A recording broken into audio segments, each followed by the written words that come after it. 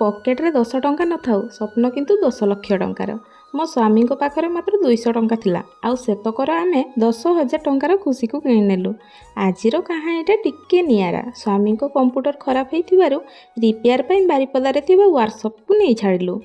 ଆମେ ଗାଁ ଗଣ୍ଡାରେ ରହୁଥିବା ଲୋକ, ନିହାତି ଦରକାରଟେ ନ ପଡ଼ିଲେ ସହରକୁ ଯାଉନା। ଗାଡ଼ିରେ 50 ଟଙ୍କାର ତେଲ ଆଉ ମୋର ଛତା ହଳକ ଛିଣ୍ଡି ଯାଇଥିବାରୁ 100 ଟଙ୍କିଆ ଜୋତା କିଣି 50 ଟଙ୍କାରେ ପେଟ ପୂଜା କରି ବାହାରି ପଡ଼ିଲୁ ପାର୍କ ବୁଲି। ପକେଟରୁ ଟଙ୍କା ତ ସରିଯାଇଥାଏ, କରିବା କ'ଣ?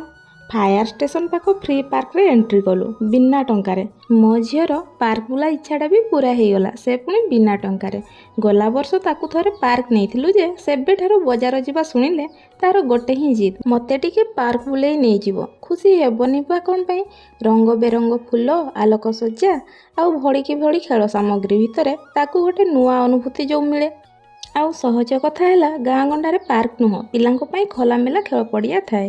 ତେଣୁ ସହରର ଛୋଟ ଛୋଟ ଜିନିଷ ବି ତାଙ୍କୁ ନୂଆ ଅନୁଭୂତି ଦିଏ। ଆଉ ମୋ ଝିଅ ବି ସେଇଥିରୁ ଜଣେ।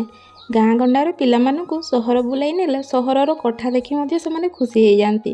ସହରର ଦୋକାନ ବଜାର ଆଉ ଭଳିକି ଭଳି ଗାଡ଼ିମାନଙ୍କର ହର୍ନ ଶବ୍ଦ ଶୁଣି ମଧ୍ୟ ତାଙ୍କୁ ଗୋଟେ ନୂଆ ଅନୁଭୂତି, ନୂଆ ଦୁନିଆ ପରିକା ଲାଗେ। ତ ପାର୍କ ବୁଲା ସରିଲା ପରେ ଆମେ ଫେରି ଆସିଲୁ ଘରକୁ।